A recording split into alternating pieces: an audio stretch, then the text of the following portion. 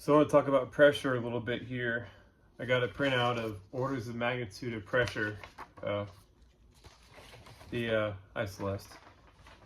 The reasoning that a lot of expanding Earth so-called debunkers have for the Earth not having had expanded is that there's no mechanism for a reason why the Earth should expand outwards.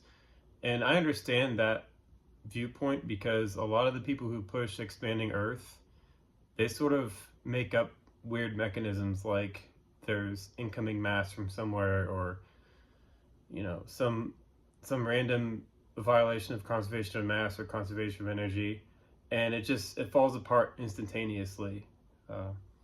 But there's no need to make anything up. All you have to do is use your observations that we have at hand and basically figure out how much pressure is inside of them, because it's not that the Earth expanded, it's that it's decompressing from earlier stages of evolution. Yeah. Now think about it like this. If you're a scuba diver, I don't know who scuba dives, but if you take a balloon, an empty balloon, and you go down about 100 feet, and you blow up the balloon with the air, compressed air from your tank, and you tie it off the knot, and there's compressed air inside that balloon. And as you come up to the surface very slowly, that balloon will start expanding outwards because the pressure is being released. But it's not that it's expanding outwards; it's decompressing from the amount of pressure it was on it earlier when you blew it up with more compressed air. And it's similar to how the Earth is decompressing. When you have a star way up here and you form a very hard iron ball in the center, it's formed under extreme pressures. We're talking terapascals, or even what's higher than terapascals of pressure. And as that atmosphere starts to dissipate, that iron nickel ball with rocks on it can then start to expand outwards very, very, very slowly, but not by huge amounts, just by maybe by 60 to 70%. Only because when it was forming inside the star, it was being formed under extreme pressures.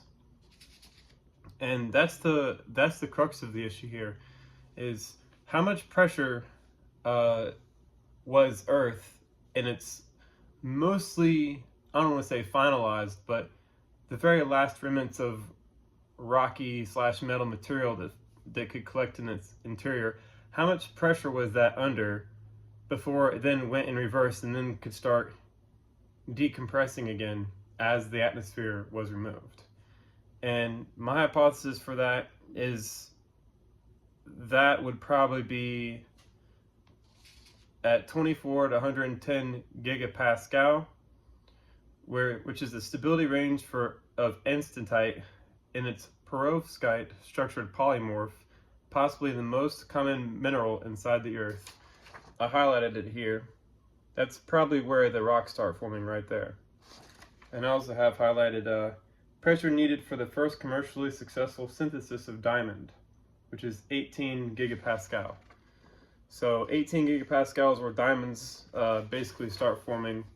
And the diamonds in the Earth, I'm going to tangent here, the diamonds in the Earth are definitely a result of when Earth was in Neptune, Uranus stages of evolution, where the material can move around easily, but also be under extreme pressures. So yeah, there are diamonds raining down inside of Neptune and Uranus, and we can even find these diamonds still in the Earth's interior, but there they are. I mean, there's the evidence that Earth was at least the size of Neptune. But to go even further, how much pressure was the Earth under to have metallic hydrogen in it, to have metallic oxygen in it? We know that it could have already done that because the pressure inside of Earth's inner core is 360 gigapascal right up here. And it probably even goes even further for when Earth was being formed inside that interstellar interior. Has here 10 terapascal when solid matter changes to the metastable inner shell molecular state, whatever that means, and pressure at which metallic helium theoretically forms, which is 32.9 terapascal. That's that right there. So basically what we have here is a question that we should ask and be reasonable with it, because the amount of pressure that Earth was under when it was forming is far, far, far, far higher than what it is at the surface right now. And sort of Macart's exchange principle, just to form rocks and minerals, you needed enormous amounts of pressure and heat, such as granite.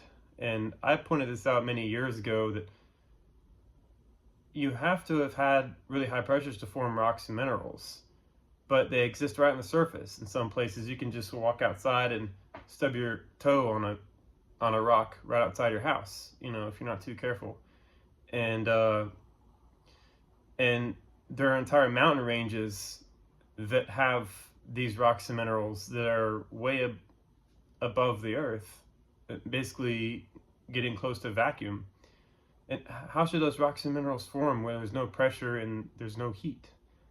Well, there's evidence that they were actually under extreme pressures and heat, and the Earth's atmosphere was far, far, far thicker, no matter where you go. So keep that in mind. I guess to summarize this, how much pressure was inside the Earth when the interior was forming in order to compress it down to 40% of its current volume? That's the question I'm wondering, and I'm sure that's a mathematical question, and you have to take into account how compressible rocks are. And I know rocks may seem as if you can't compress them, but they are very compressible, especially when you have trillions upon trillions of Pascal pressure to work with, which is something that's it stretches the imagination of how much pressure that is, because people have a hard time understanding basic inertia. Like when a car gets into an accident or a bullet coming out of a rifle, to understand why something so small could hit with such force. But anyways, I think I made this talk long enough. Hopefully that's the direction I'm going, and that's the direction I need for expanding Earth people to go in, so that they don't go off on their mass creation out of nothing tangent. All right, there you go.